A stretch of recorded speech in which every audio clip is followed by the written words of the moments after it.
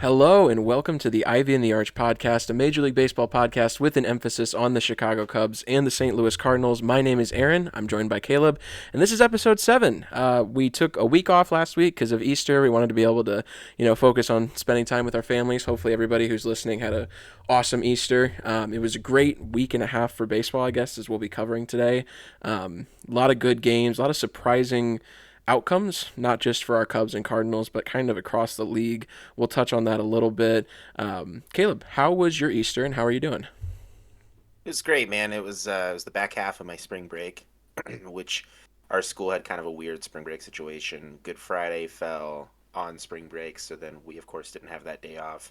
A lot of other districts, not only in the area, but just it felt like in Illinois, they had the Monday after Easter off, but we did not have Oh, that. So yeah. um, honestly, not recording on that Sunday was probably good for as far as getting reset and ready Oh, for the yeah. work week.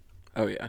Yeah, I don't, it's weird because I got Friday off of work, but honestly, I'd prefer Monday more than anything. 'Cause it's like, I have my family, we have lunch over there, and then my wife's family, we have dinner. And so, like, I just ate so much food, and the last thing that I wanted to do was wake up and go to work on Monday morning. I feel like most people relate to that. Yeah. Well, on the baseball side of things, we do have quite a bit of games to cover. I'll kind of touch on just a couple Cubs notes here to start. So, if everybody remembers, the Cubs actually agreed to an extension with Nico Horner a couple weeks ago, the first key core player that they locked up in quite a while. And it broke earlier last week that the Cubs and Ian Happ actually were able to come to a 3-year, $61 million agreement on an extension that starts next year, just like Nico's does. Runs through 2026. He'll make about $20 million a year. So close to that number. And it's crazy now because the Cubs have lined themselves up kind of financially perfectly for 2026. They have 4 players that have contracts that run through guaranteed through 2026. That's not including like arbitration players. Those 4 guys include Seiya Suzuki, who recently rejoined the major league team after having that weird fluky oblique injury to start the year. Jamison Tyone, Ian Happ, and Nico Horner all have their deals set to expire in 2026, which is great because you've got that core group of players now that you know you'll have guaranteed through at least 26, including Dansby Swanson, if you want to put him on that list as well. He's through 29. But to know that you've got those guys locked in for that long, and to also know that you will have financial flexibility come 2026, when we'll probably see upwards of, I'd say, 60 plus million come off the books, is going to be huge long term. Hopefully, we'll see some of the prospects up at that point. Hopefully, we'll have that direction of this, Cubs team entering that next phase of competition and competing for a World Series again. Just great things all around. Was so happy that they were able to get that Ian Happ deal done. Um, Guy that I mentioned in that conversation, Seiya Suzuki, he had that weird oblique injury in spring training, kept him out pretty much the entirety of the spring. He made a couple minor league starts.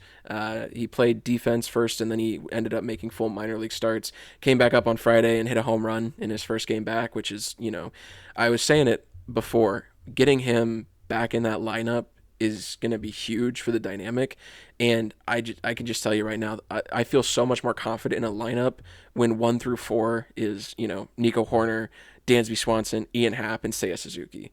Like the other 5 guys behind him are going to be a mismatch and a hodgepodge of, matchups at that point. But to know we've got that first 4 guaranteed, almost every lineup is huge, and it's already paying off. I mean, Seiya, he's making plays out in right field. He's hitting well. He's walking again at the plate. So, seeing him back in the lineup is awesome. Awesome to see. Glad to have him back.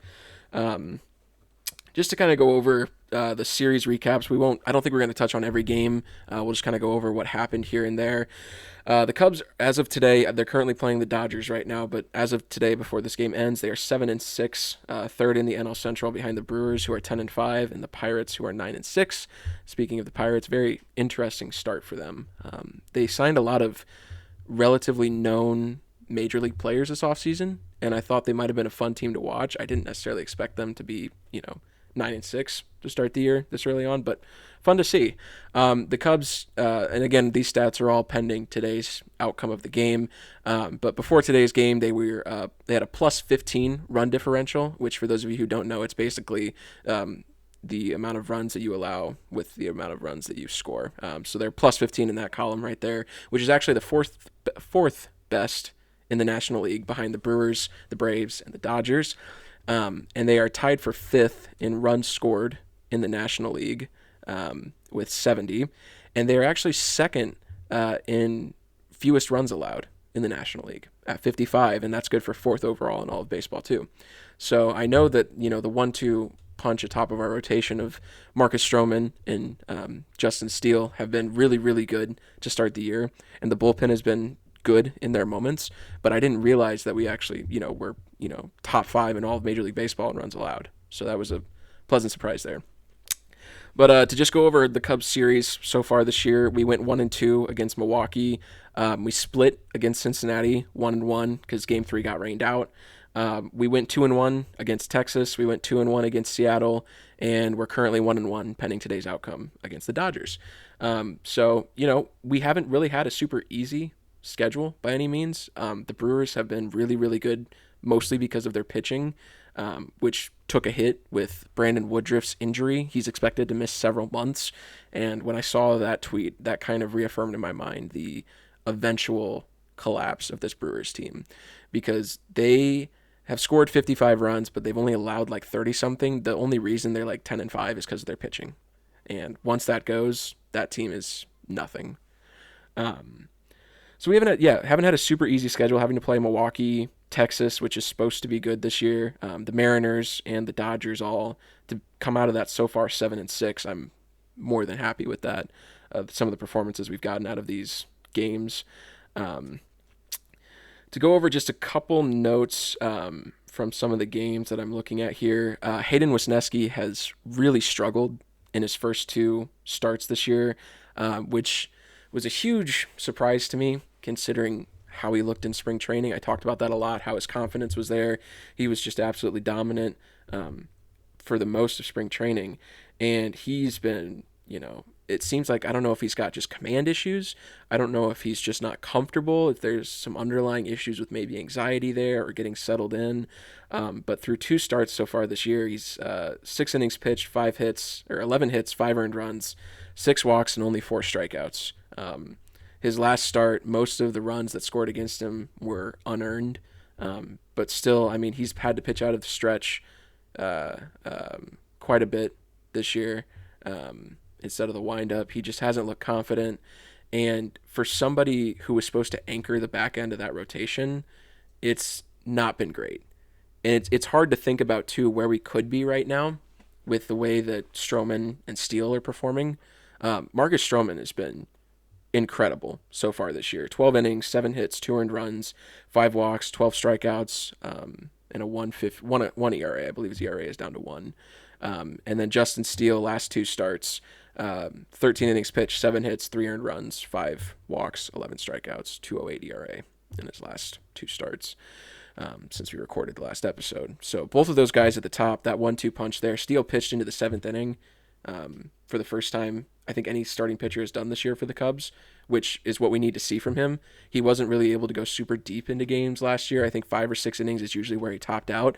So to see him pitch into the 7th, dominantly like he did, and to see Stroman cruising along as he has, it makes you wonder, where would we be now with Wesneski pitching the way that he did in spring training?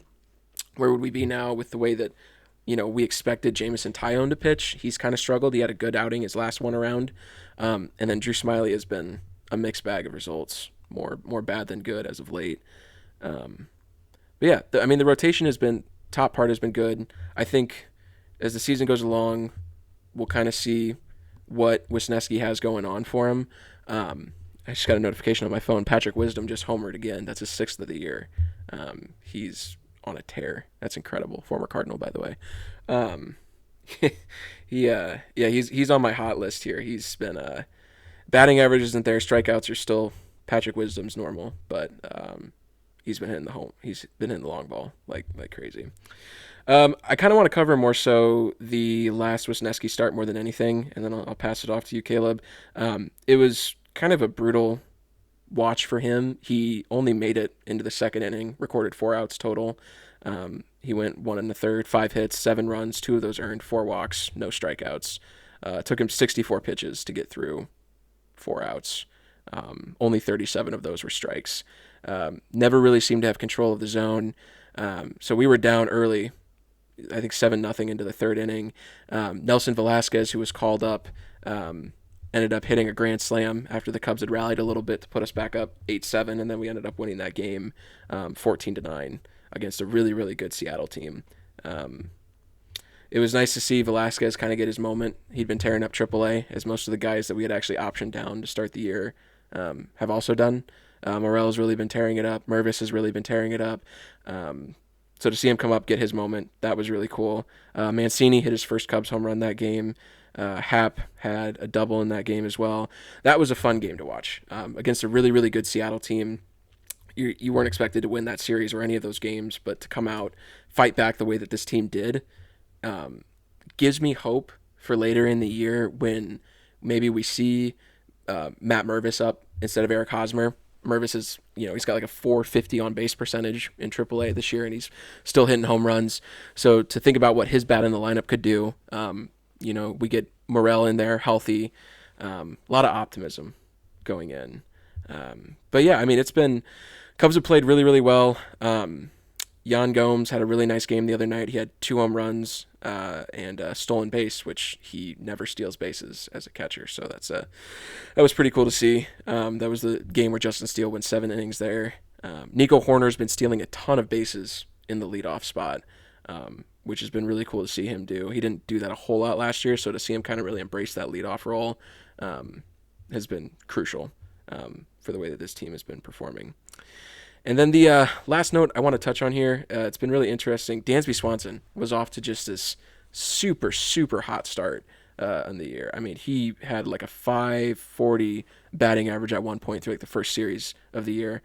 Cooled down a little bit, and his last, I believe, I want to say 5 or 6 games, he's had 15 strikeouts in 41 plate appearances. So the other night he had 5 strikeouts, which I think is called a platinum sombrero. If you strike out like 4 or 5 times, one of them's a golden sombrero, the other one's a platinum sombrero. He struck out 5 times. I don't think I've ever seen a hitter, at least on the Cubs, strike out 5 times, which is incredible. And what's more incredible than that is he's struck out 5 times, struck out 3 times the next night, and his batting average is still in like the 340s. Just kind of goes to show you how absurd of a start he's been. He's playing incredible defense, so that's playing really well with him and Horner up the middle. But I'm sure we'll see him turn that around. I saw a stat somewhere that he does not play well at the Dodger Stadium at night, especially. So that could be it. They played 2 night games in a row. But other than that, I mean, not a whole lot of Cubs news. Javier Assad got pretty beat up. He was optioned when Velasquez came up, and then when Suzuki returned, Miles Mastroboni, the super utility guy that we had, was optioned to AAA Iowa. So I think that's pretty much all of the Cubs news that I have going at this point. It's been a really nice start to the year. I've had a really good time watching these games. Seeing them win against teams that you're not expected to win against has been good. But yeah, I'm excited to hear you, Caleb, about the Cardinals and their seemingly some of the struggles they've had early on, whereas they're not necessarily meeting the expectations I think we had for them. So take it away. Yeah. I want to preface any of this that I'm about to talk about with, it's early. Yeah. Things happen. Good teams around the league have had bad starts, but Cardinals actually just got done walking it off against the Pirates about 30 minutes ago. I think if they lose that game, I come in using the term disastrous start to describe the start of the season. I'm still gonna go with pretty disappointing is kind of how I feel. I've been able to watch all of these games. I think I missed a couple of the Braves games just because they collided with some stuff I had going on those nights. Most of the other games I have been paying attention to, watching the batters and taking good notes on kind of the reason why we are where we are. So they are sitting at 7-9 after today's game. Their series, obviously, they opened really, really promising looking start after opening 2-1 against the Blue Jays, who are my own personal AL World Series team. And then they get swept by the Braves at home. and that's tough. The Braves are a good team. I think basic expectation there is you take at least one.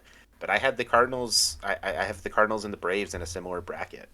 I think the Braves are a better team, but I think that skill wise, lineup wise, I mean, I rank the Cardinals highly in the lineup side of things. So a little disappointing to see that they got swept there. Um, Not even really any close games either. They went 8-4, 4-1, and 5-2. Um, I I every year you could probably make this argument. I swear I've never seen this team leave this many people on base. I've seen the bases loaded, stranding, the bases loaded probably 10 to 15 times so far, which is Wow. insane.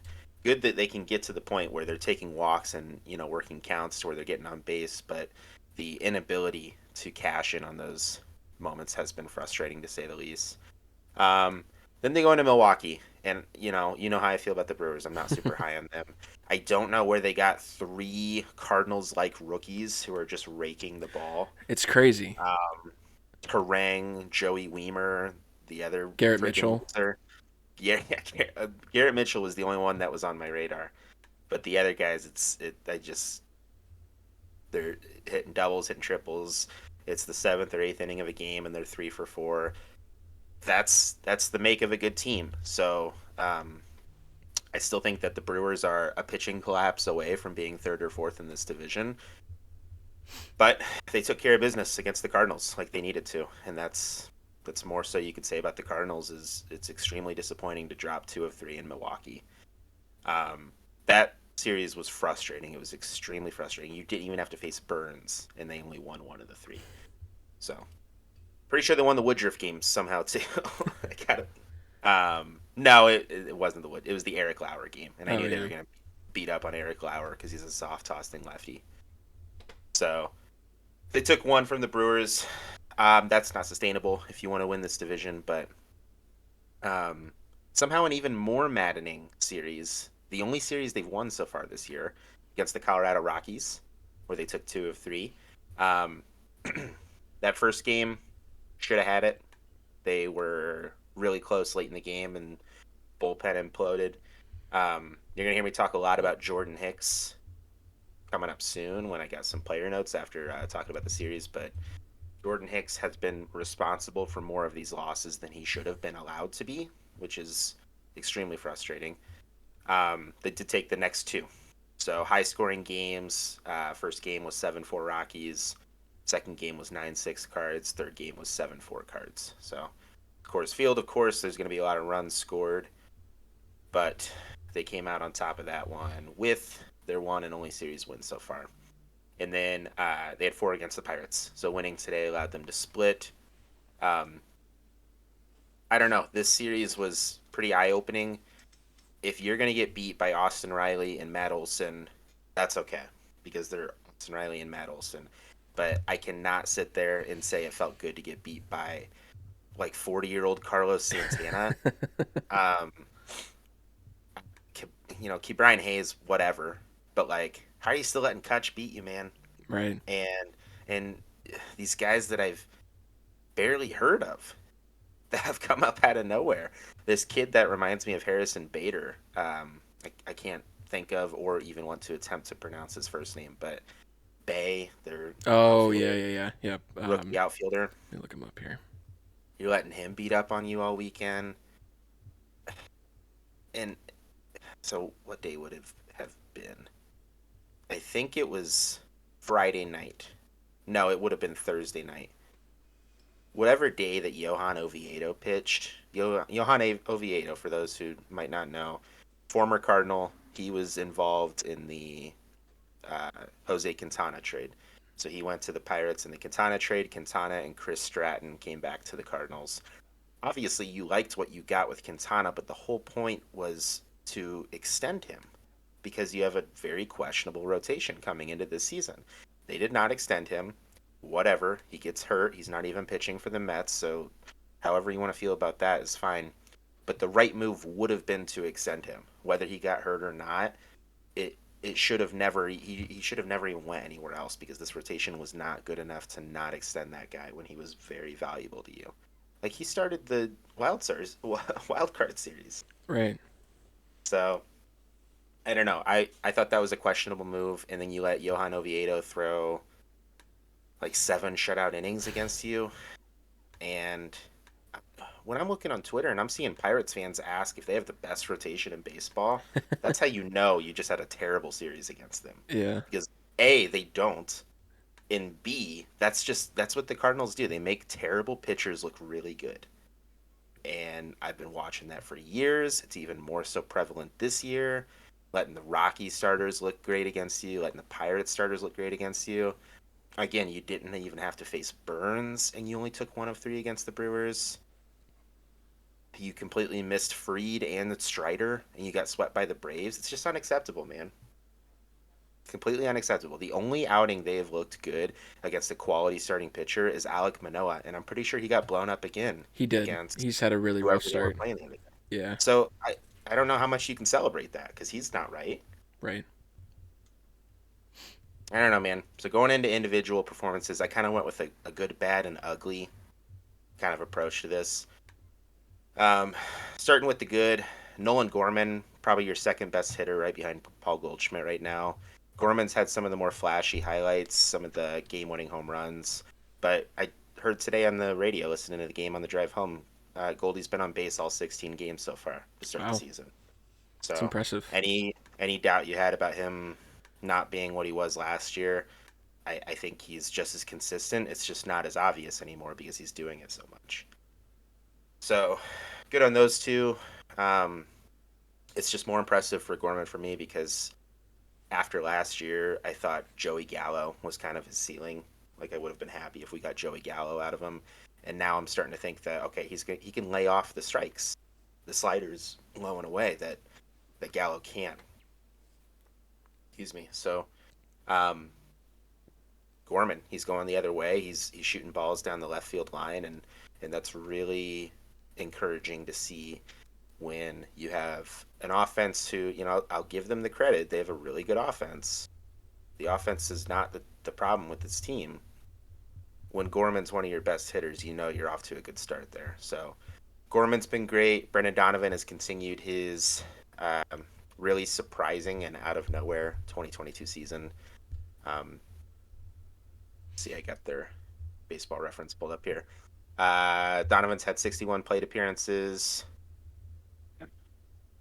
I mean, he scored 10 runs. He's got 15 hits. 3 of those are doubles. 2 of those are home runs. Again, he only hit 4 total home runs all of last year. It's So the crazy. fact that he's already at half of that, just massive improvements. Now, I have seen that he's been chasing more, which that's going to happen because he's trying to hit the long ball. Um, but Donovan, he's looked good. Gorman has got so he's got 52 plate appearances.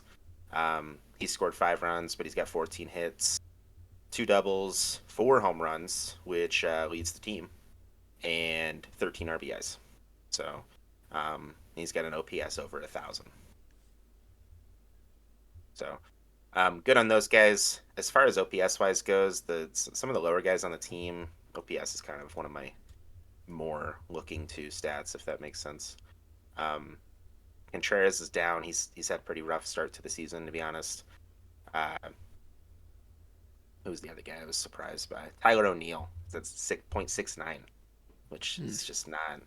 It's not sustainable when you have such an outfield competition in that offense. Um,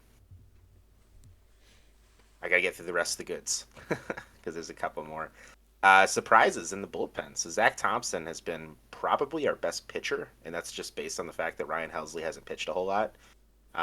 Zach Thompson has been great. I don't even think he's given up a run, and he's had at least 6 or 7 appearances so far. So um, Thompson's looked great. He's been able to go long relief to give you. I don't know if he's gone 3 innings, but he's definitely gone like 2 1/3 or 2 2/3 at a time. And then Drew Verhagen has looked really good. So he was a cheap signing last year. They brought in him and I think Nick Wickren. Wickren did not stay. He did not pass the test, but Verhagen is here and he's looked solid so far this year. Kind of your nice 6th or 7th inning relief guy. Um, the pitching has been a massive problem. It's definitely the reason that they're in the spot they're in because it seems like most games they're playing from behind from the first inning. I think that Braves series, all three games, Austin Riley drove in a run in the first inning, and it's just not, you can't win like that. But as far as the starters go, other than Michaelis and probably Woodford, they've been okay. They've only had today was not a quality start. He only went 5 2/3 today, so they've only had I think three quality starts, which is just not that's not great. It's really hard to be taxing your bullpen out like that this early in the season, um, just halfway through April. So their bullpen has had a lot to shoulder so far, but Jordan Montgomery has looked great. He's definitely been their best starter so far. Jack Flaherty, his runs are down, but his walks are insane. I think he has. He's got 14 as of today. I was gonna say he's got about 15 walks through. In Uh, I mean, in his defense, it was that one game that really did it. What, he had 7 walks a couple weeks ago. That one game.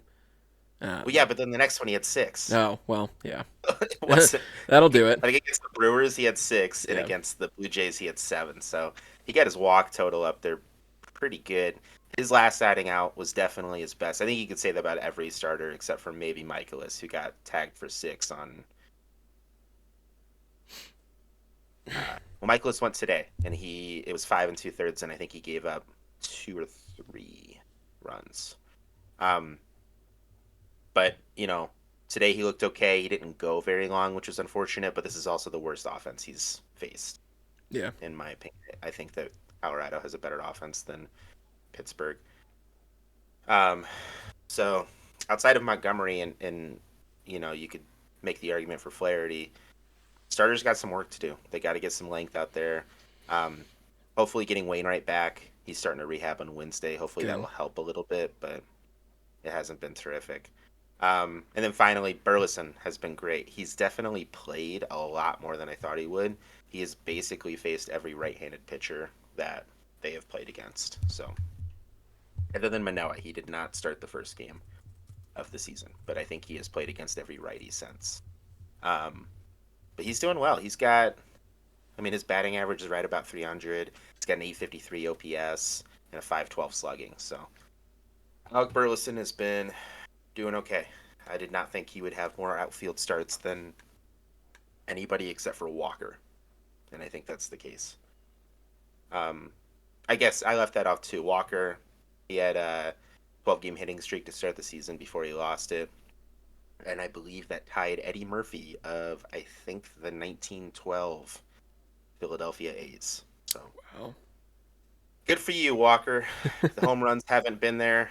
I think he's had a couple to start the season. I say haven't been there. I don't want to put unrealistic expectations on the kid, but he's definitely been a big part of the offense, and um, they might not have a win or two that they do have if he wasn't here. So, all right, getting into the bad. I talked about this a little bit earlier. Michaelis has just not looked good.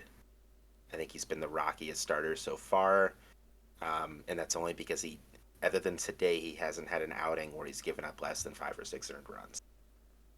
Um, Part of why he has struggled is another one of my bads here. This team gives up so many walks, especially to lead off an inning, and I just know the stats of when you're behind in the count versus when you're ahead in the count as a pitcher. It's already so drastic, like several hundred points of a batting average difference. Right. This team, I need to find a site that'll tell me like what their ERA is when they're giving up a leadoff walk versus not, because it's got to be ridiculously different.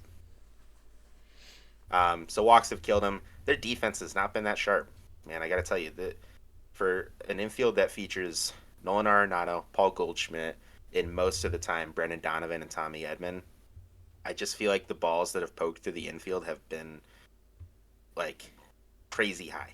Yeah. So um, I don't want to be that guy and put anything out there, but you do have a third baseman who's won 10 straight Gold Gloves and a Platinum Glove or two, and I don't know, is the age starting to show? I'm not sure. Um, Manny Machado is pretty good at third base, and you have Brian Hayes coming up, who's also extremely good defensively at third base. And at this rate, I'm not sure that streak continues for Nolan. Uh, I know that's early. I know there's some people who are probably calling me an idiot right now, but it's just I've watched every single one of these games, and there's been like direct runs scored because of a mistake by Nolan at third, and it's Yeah. been a little harder to watch. So hopefully it's just the cold weather. They haven't really played.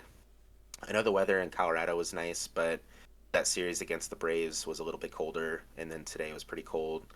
I just he might just be a little bit rusty, and that's fine. Um, and then the pitching that has come in with the game tied, or if we have a lead, it's insane.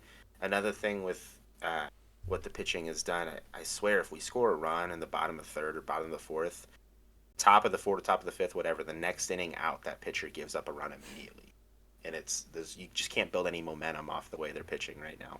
Right. All right, two major notes here for the ugly. Number one is Jordan Hicks. He has far and away been the worst pitcher, not only in the bullpen, but on the roster. For all the crap I gave Michaelis, I think Jordan Hicks has been worse. When he does have any command over where the ball is going, it's typically a meatball down the middle of the plate. But other than that, the other 80-85% of the time, he doesn't know where his pitch is going. He has hit batters, he throws behind batters. There's just there's no control over his slider, his fastball, or any pitch that he throws. Um, it only appears that he has control on an off-speed pitch because it's not going 105 miles an hour. Which, I love the velocity. It's exciting to watch, but if there's no movement to your pitch, the offense is completely aware that they just need to sit there and wait for you to actually throw a pitch in the zone. And when it is, it's typically right down the middle. They can knock that around. So I don't think this guy has come in and had one single scoreless appearance. And for some Wow. reason, kind of piggybacking here on the ugly part for Hicks, Marmol continues to use him in some of the most high leverage situations in a game. He's coming in like when the Cardinals are down a run in the seventh or eighth inning. That is absolutely not when this guy should be pitching. No. If you're going to continue to use him and not find a way to get him to AAA, I know there's weird stuff with him. He has to like accept an assignment there. If you're going to continue to pitch with him, you need to either be down 3 or 4 runs or up 3 or 4 runs because this guy can't be trusted in a one-run game either way. So, I'm borderline over the Jordan Hicks experiment. It's been really just not good to watch. It didn't even occur to me to pull up what he's got here. He's got a 12.71 ERA.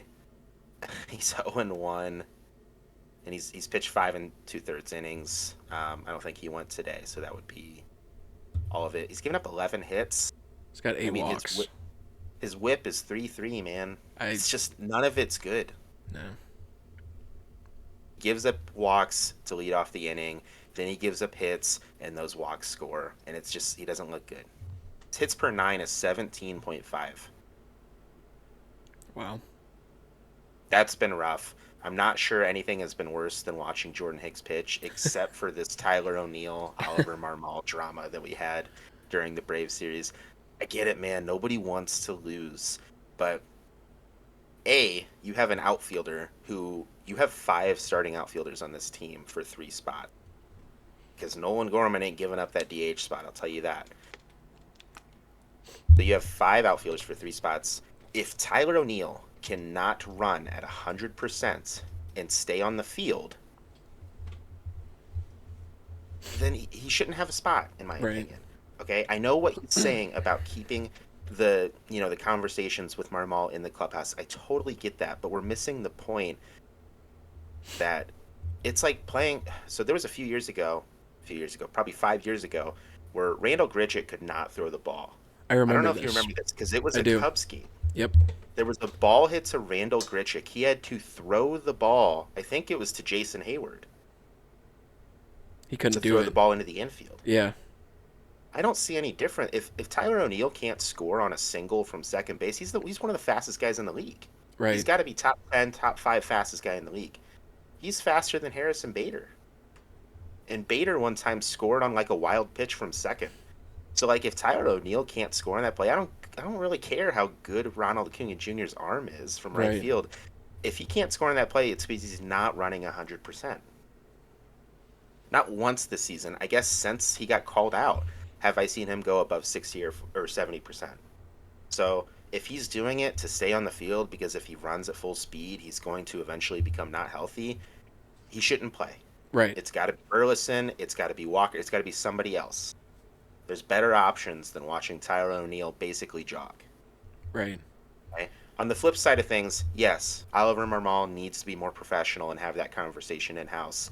But it's all a gig, man. It's all, getting the media's attention, and people are losing their heads because this team is below 500.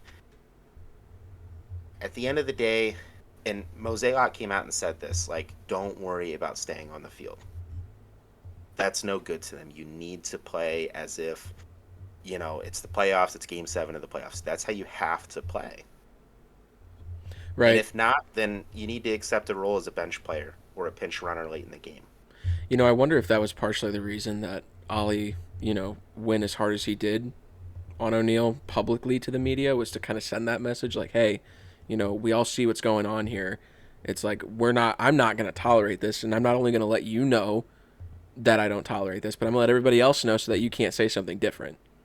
And so I think I agree with the way that Marmol handled it. I think it needed to be addressed like that to get a message through, because if he's stubborn and playing hurt, he's not doing, Marmol any favors, because you want to try to get him in the lineup to see if he's healthy. But if you're continuously showing that you're not running at 60, 70%, not giving your all, scoring on a play, whatever it may be, when you know that you can be one of the fastest players in the league, you've got to get your message through at some point.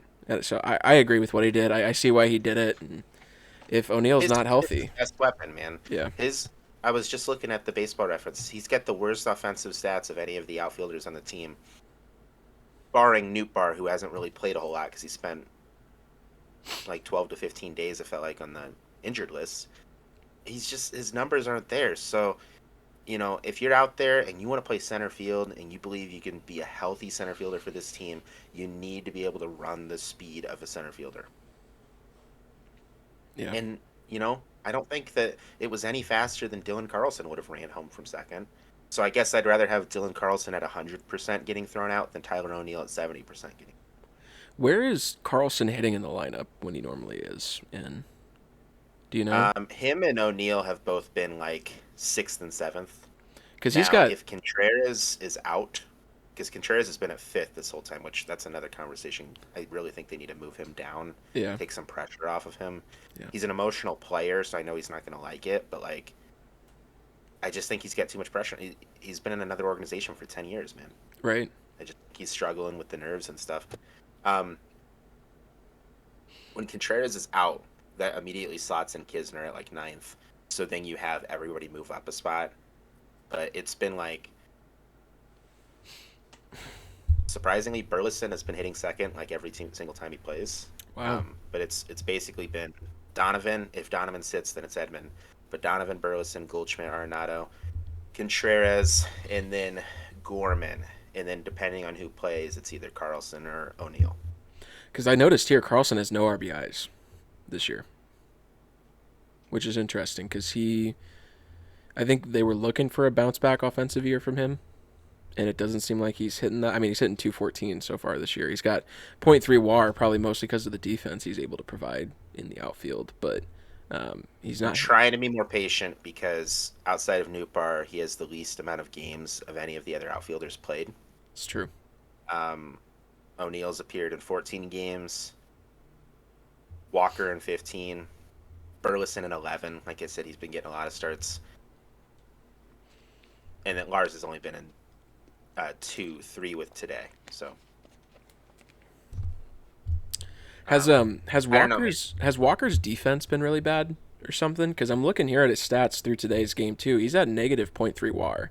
He's hitting 267, 302 with a 400 slugging, 702 OPS. He has struck out 17 times in 60 at bats.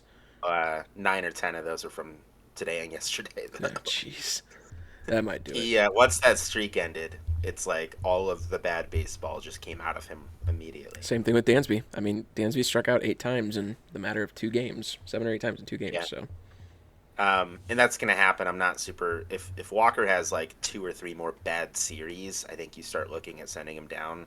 But I don't think that's going to happen. Yeah. Um, I'm sure he'll be fine. The entire offense struggled. It's not just Walker. So, uh, but I don't know, man. Yeah, to answer your question, no, he hasn't been terrific. He's made plays. Um, I personally have only seen one play where he just straight up dropped the ball, Hmm. just juggled it, and but he's running back. He's at the wall.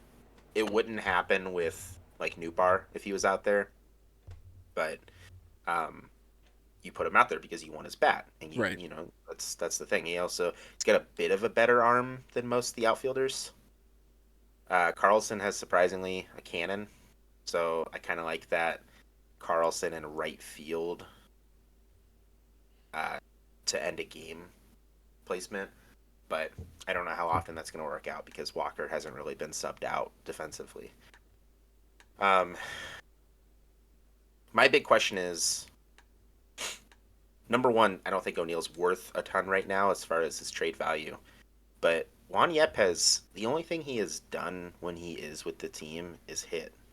And dating back to last postseason, Juan Yepes led the team in those two wildcard games in hits. He had that two-run homer. He's definitely one of the more questionable spots as far as defense goes. But again, I'm going to say this one more time. Yepes at 100% and O'Neill at like 70.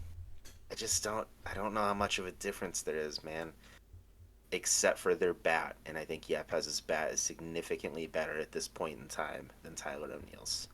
I would love to see MVP Tyler O'Neill from the second half of 2021 back, but we've had 4 or 5 seasons now to watch this guy, and only 1.5 season has he looked like that. I'm just not sure if that's the player he is. Yeah. Hmm. I I would like to see Yepes get another crack. I don't think he's gotten a fair shake. Most of that is due to the fact that Walker just kind of came out of nowhere. But you also I don't know if Taylor Motter has a spot on this team, but looking at the bench, I kind of get it because you need that extra defensive infield guy. Tough, man. They got a lot of questions, a lot of different ways they could go with it, but that's been one of the weirdest parts of the season for me so far is how underwhelming Tyler O'Neill has been. And this team's, other than calling him out by Marmal, like the front office doesn't seem to be making any decisions as far as bringing anybody up like Yepes to get more at bats. Yeah, I was also looking just at Michaelis's stats here too. I mean, he's given up 36 hits in 20 innings pitched so far this year, which is he struck out 19, which is good. Only walked 5, but 36 hits in 20 innings. Looking at his baseball savant page, he is getting hit hard. And this is not including today's start, but the max exit velocity that he's allowed this year is 115.5, which is in the bottom 2% of the league. His expected batting average is in the bottom 2% of the league. Expected slugging in bottom 5. Just looking at his bubbles on his page, his average exit velocity is in the 18th percentile. Hard hits in the 29th. His strikeouts in the 36th. His whiffs in the 25th. He looks good walk wise, 84th percentile. His chase rates middle of the pack, 53rd. So I don't know what it is. I mean, he's throwing his fastball a little bit slower than league average at this point, 93 miles an hour. Um, he seemed to really go relying on that sinker slider or sinker four seam, slider four seam, excuse me, as his main 1-2 there. I don't know. Something's gonna have to flip a switch there because 36 hits is just. I mean, his WHIP is 2.05 for a starter. That's can't have that. And he struggled in the I World mean, Baseball Classic too, which was interesting. Seems like that's kind of carrying over a little bit. well, there's three real outliers here if you're looking at some of the advanced metrics. Um, three highest OPS is on the team. Jordan Hicks at a 138, Michaelis at a 1-1, and Jake Woodford is just over 1. Um, Michaelis also has the highest BABIP on the team, Yeah. so I just think he's struggled with getting soft contacted to death. Yeah. Yeah. The problem is he's getting soft contacted and then he's getting hard hitted to score those runs. So you can't blame everything on softballs hit over the second baseman's head Right, because he's not able to get out of these innings. He's not striking out enough guys. right. It's crazy. I mean, I'm looking at, on the Cubs side of things here too. Our starting pitchers, besides, I mean, Wisniewski has a negative .5, point 0.6 WAR at this point, 750 ERA. Smiley, not including today's start, 652 ERA. Tyone, 450. But the most hits that any of our starters have given up is 15, and that's JMO. Um, all of our starters have at least 10 strikeouts except Wisniewski. Um, yeah, I don't know. It's hopefully Michaelis figures it out, especially with that contract. I don't know if there's a little bit of pressure there to dig in. Now that he's got his guaranteed money, but Yeah. yeah, I mean we I'm talked not super about worried about the money. It's a 2 year right, contract. It's not like they gave him 4 or 5 years. And it's 20 mil, dude. And you right. can sit there and be worried about 20 mil, but it's a drop in the bucket to the DeWitts. Well, we talked about this too about how that's the going rate for starters, and it's as knocked around as Michaelis has been, he leads the starters in innings pitched, which is exactly what you need him to do. So Hmm. just work on getting that hard contact rate reduced. He's still striking out guys. I mean, he's almost at a strikeout an inning at this point. So he's right up there. 3 starts in the year against three teams that could hit you hard. Toronto, Colorado, and Atlanta. So I don't know. We'll see what Yeah. happens And with him. that's I guess that's what I'm trying to remind myself of is this it's not the I don't know if I was trying to I guess compare to the Cubs start. Like I'm glad we haven't faced the Dodgers, Right. but or even I guess the Mariners. Mariners have had a really bad start. Um, but the Braves, I mean, the Braves are no joke, man. So, uh, and Colorado in Coors is like playing a 90-win team. So, It's true. you get Colorado at Bush, it's a little bit of a different story. But um, Ryan McMahon at Coors in April is like Mickey Mantle. So, I don't have high hopes for Michaelis' next start either. I'm just looking at your schedule upcoming here. His next start is supposed to be in Seattle against Luis Castillo. Um, so that's yeah, going to be it's a tough environment. a West Coast trip, man. You Yeah. got you got the Diamondbacks. I don't know if they're gonna get Gallon. I feel like Gallon They're just not. pitched, They're not. It's going to be so that's Flaherty versus dodging Merrill a huge Kelly. bullet Yeah. there. Yeah. You got to be able to hit Kelly though, because after that you got Mariners at home. That doesn't look great for them. We never ever. I don't care how bad the Giants are. We never play them well at Oracle. And you got 4 games there. And you got the Dodgers, At and then the home. Angels. So Yeah. get, you go you go Giants at Oracle, which is going to be tough enough. You got the Dodgers at home, um, and the Dodgers have not had a great start, so they're looking to bounce back. And then you get Shohei and Trout. You do not get a break with the schedule until May 5th with the Tigers. Dude, that is a brutal West Coast trip. Just And looking then at it you go now. the Tigers. I don't care what the team of the Cubs look like. It's always a hard series. Red Sox, Brewers, back to the Dodgers.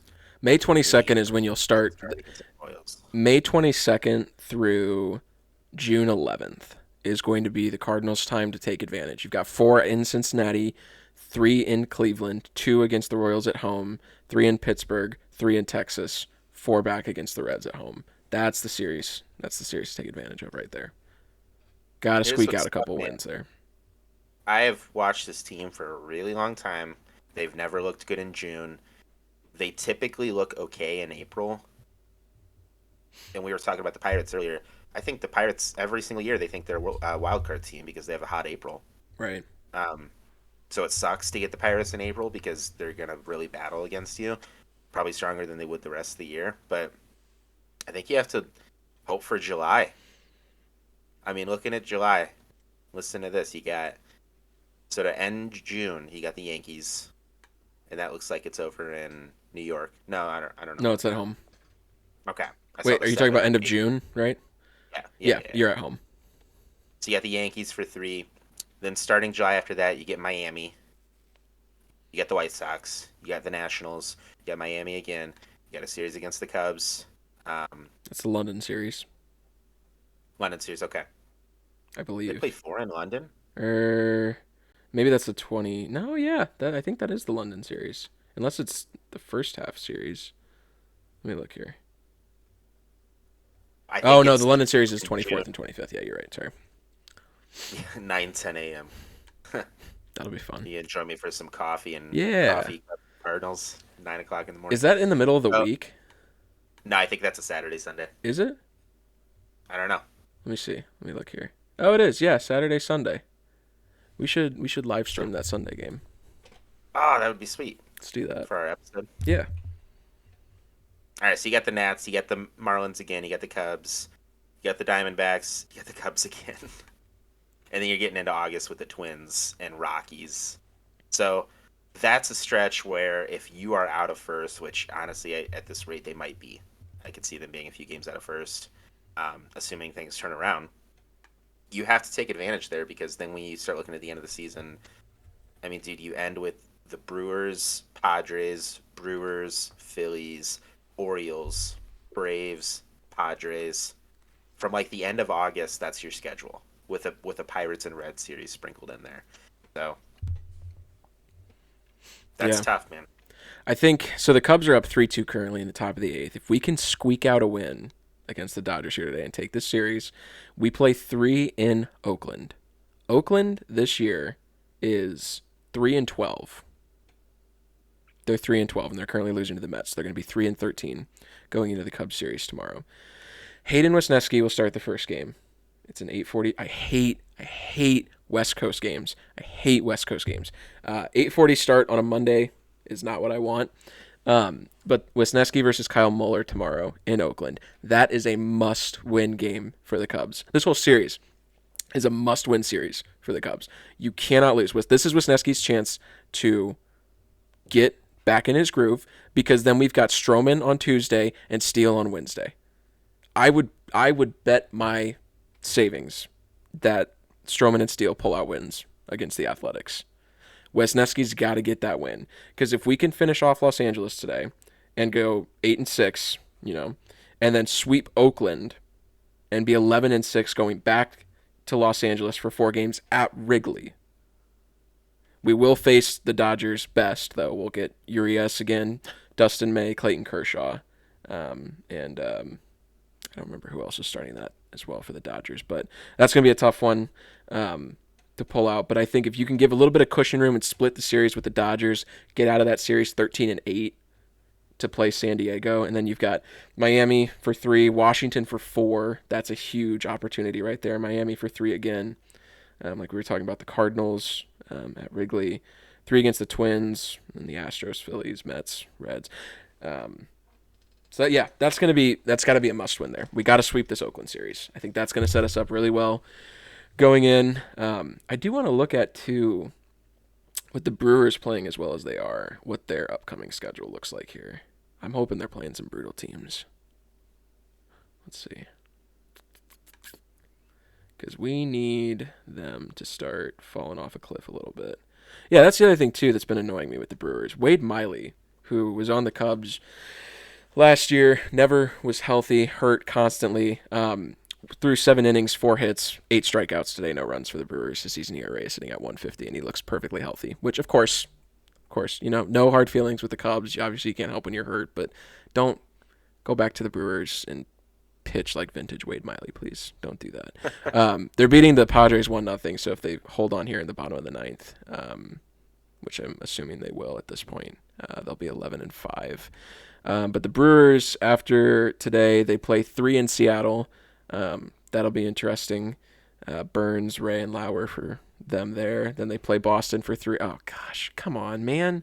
They play Boston for 3 at home, Detroit for 3 at home, Los Angeles Angels for 3 at home. So they play 9 games against bad teams at home. Then they go and play Colorado for 3, San Francisco for 3. Their first hard series isn't until May 8th against the Dodgers. It's I'd rather ridiculous. them struggle in the second half because I don't know. I'd rather, at the end of the day, I would rather have the harder schedule right now than in September. I know, but I mean, I feel like for me, getting off to a hot start would be important. So I hate seeing the easy. And look, they don't have a hard schedule in the second half either. They open the second half in Cincinnati, 3 games in Cincy, 3 games in Philly. They play the Braves 6 times. They play, Hey, they're getting all their Braves in the second half, though. dude. I mean, listen to this. I'm just gonna rattle off the teams that they play in the second half of the schedule. Cincinnati for 3, Philly for 3, Atlanta for 3, Cincinnati for 3, Atlanta for 3, and then the Nationals for 3, Pirates for 4, Rockies for 3, White Sox for 3, Dodgers, first good team that was well, second good team they're playing besides the Braves. Rangers. Oh, Philly's good. They just had a weird start. Well, if Philly's not pitching Philly's gonna well, be a I battle. hope so. I picked them to win the division, but I don't think they're going to be there. They have a lot of easy teams in the second half, man. I don't like this. I didn't think about this enough. Their pitching better fall off. Christian Yelich keeps striking out 3 times a game. I'm happy with that. But they're freaking rookies, which I didn't account for, are just We just gotta wait. The league will adjust. they Every better rookie comes up and they're hot shots. they The better league will adjust. because it's kind of scary too. Because if the pitching starts to struggle a little bit for the Brewers and they're playing well, this could be a reverse fire sale where they actually go out and add guys. I'm trying to think of people off the top of my head who would be available. Um, Pitchers, yeah, like starting pitchers at the not, deadline. None that I can think of right now. Because every not well, everybody is so like this will perfectly lead into this transition here because I want to talk about the standings and the surprising teams. There's not a lot of standout teams besides like that are like losing badly that have good pitchers on them. Like the Athletics have nobody good left. Um, Boston Blackburn. maybe something would be good. I'm trying to think of like 1 year rentals that the Brewers could go after. I mean, absolute worst case scenario, there is, the Brewers are penny pinchers, but if they think they've got a good grasp on the division, they could be in the running for Shohei if the Angels are out of it. They really could. I mean, they don't have a set DH, especially I if just wonder what they'd be willing to give up, knowing there's no chance they re-sign him. it would have to be pitching prospects. I think that's what the Angels would want. Maybe one of the 3 rookies that came up would be enough to suffice, but I don't know. I don't even want to think about that, to be honest with you. But yeah, just kind of looking over the standings here. The Rays rattled off a 13-game win streak to start the year against really, really bad teams: Detroit, Boston, Oakland. They ended up dropping the series against Toronto. They won one of those games, lost 2, so they're 14-2 right now. The top of that division.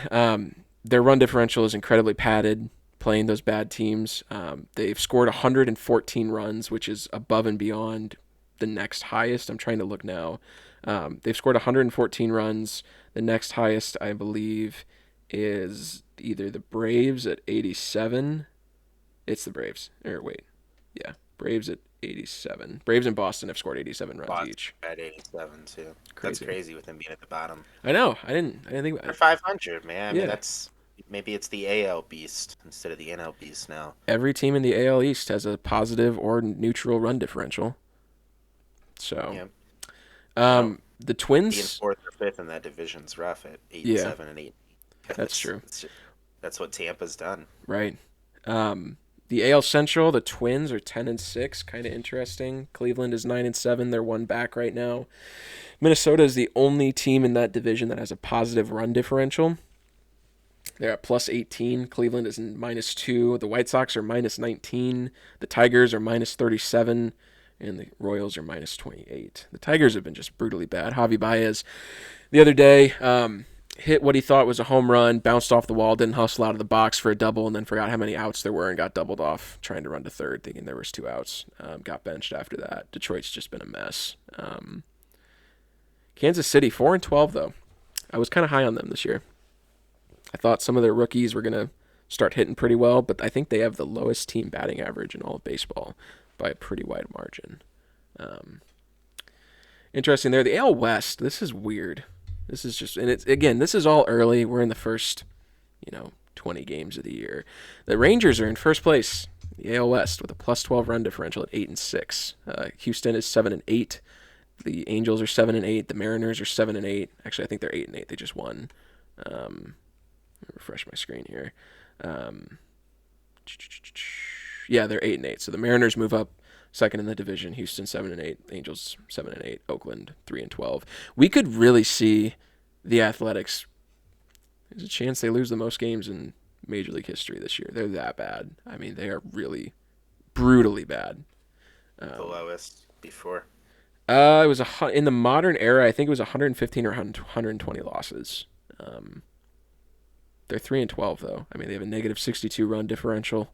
They're 1-6 on the road. They're 2-10 versus teams that are greater than 500, which isn't saying much to start the year. The Braves. I haven't really kept up on the Braves much this year. They're 12-4, which is a huge start for them. Plus 24 run differential. The Mets are 9-6 in that division. Miami is 8-8. Philly is 6-10, and the Nationals are 5-11. Um, Phil, Philly's the real outlier there. they are. I mean, they're going to be better, like you said. They're going to be better than their start shows. But for them to be 6-10, while the Braves are 12-4 to start the year, that's kind of a big hill to climb back on. Let me look at the Braves schedule here too, while we're looking at this to see what it might look like coming up. Because I mean, they lost their shortstop Orlando Arcia, fractured wrist, so they brought Vaughn Grissom back up, which was a topic of intrigue for us. I thought that Grissom was going to be the starting shortstop to begin the year. He was hitting really well in AAA. They brought him back up. He seems to be contributing pretty well thus far. Um, the Braves Feel have, for Orlando Arcia, man, because he's yeah, in a contract year and he's just hitting like crazy. yeah. The Braves have kind of had, I don't want to say they've had an easy schedule. They played the Nationals for three. The Cardinals they swept. They swept the last two series in a row too. They lost 3 of 4 to the Padres, but then went on to sweep Cincinnati and then sweep Kansas City. Um, they go to play San Diego for another three in San Diego, and then they come back home, play Houston for three, and Miami for four. So interesting. We'll see where they go from here.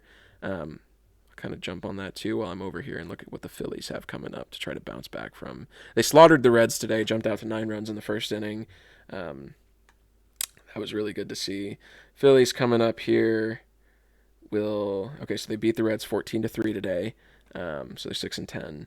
They play three in Chicago against the White Sox. Okay, three against Chicago against the White Sox, and then four at home against the Rockies. So they have a good chance to get back to 500 before having to face Seattle and Houston and the Dodgers and Boston and then Toronto and get absolutely probably onslaughted again. Um, so we'll see what happens with them. I'm sure they'll bounce back. They are a very, very, very talented baseball team. The Central, as we talked about, Brewers are in first, 10-5.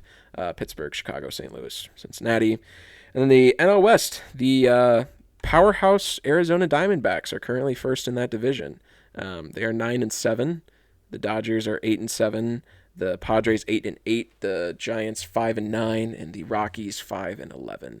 I think I said it earlier. The Diamondbacks are one of my sleeper teams this year. It's interesting. Their record is kind of smokescreen. They have a negative 2 run differential. Their expected win loss is actually 8-8. They're better at home than they have been away. It's still early in the year. Be interesting to see what happens here with the upcoming series against the Cardinals, how that plays out. But yeah, weird, kind of just weird start to the year. If the season ended today, the playoff teams would be Tampa, Minnesota, and Texas as the division winners in the American League, with wild cards being the Yankees, the Blue Jays, and the Guardians. In the National League, it would be the Braves, the Brewers, and the Diamondbacks, with the Mets, Pirates, and Cubs as your wild card teams there. Um, weird start to the year. Weird start to the year. But we got some good baseball coming up. Cubs and Cardinals, good schedule coming up here. Anything else you want to note? So it's just so interesting to me looking at the win percentage. I know. How the Cubs are 7-6 but have a 538, and then the Dodgers are 8-7, which is just one more win, one more loss, and they're at 533. It's looking like the Cubs are probably going to hold on to beat the Dodgers here. They're up 3-2. I don't want to say anything because we lost on a walk-off the other night. But Smiley had a decent start. 5 2/3, 4 hits, 1 earned run, 2 walks, 3 strikeouts. Bullpen held it down pretty well. Let's close this out, win that out. Um, and yeah, it's going to And the be Mets yeah. late The 3-2 Mets. in the bottom of the eighth. Oh, shoot. I didn't see that. I thought the Mets had the lead. Oh, well, that'd be embarrassing. What happened here? Oh, yeah. Nats squeaked one out against the Guardians. Yankees beat the Twins today. Boston beat the Angels. That's always. I wouldn't say 8-8. I know we just went over that. That just surprises me. I don't know if you saw too, but the Angels called up Zach Neto, who was their first round pick in Yeah. 2022. He went 0 for 4 in his debut today, but he's expected to be their starting shortstop moving forward. Um, Trout and Otani both are off to decent starts. Trout had an 0 for day today. He's 278 with a 435 on base. Um, they're just not. I mean, Anthony Rendon has a 421 on base percentage, so that's kind of good to see him get back to vintage Anthony Rendon. Hunter Renfroe, who the Brewers non-tendered, has a 369 OBP. Gio Urshela 370. So I mean, the Angels are getting on base, but they're just 7-8. I mean, they're just not able to win these games. It's interesting. Yep. Interesting. Well, yeah, so that kind of wraps up this episode. We'll be back to weekly episodes after this. At this point on, the Cubs will hopefully round out today against the Dodgers and go on to, hopefully, fingers crossed, sweep the Athletics. While the Cardinals, are you guys at home still, or where are you at with the Yep. Diamondbacks? We're at Okay. home with the Diamondbacks. All right. Well, hopefully Cardinals do some damage there. Especially, I believe you guys face Madison. Yeah, you'll have Bumgardner on Wednesday. So you should hopefully be able to inflict some damage there. By the time we come back next week, we'll have kind of a. I would say next week will be a decent picture of. We'll hopefully see some normalized movement in the standings. Some of those teams that are expected to be good might be back where they're supposed to be. Hopefully, we'll see the Cubs and Cardinals have some successful weekends before they finally get closer to playing each other coming up in May. And yeah, anything else, Caleb, before we head out?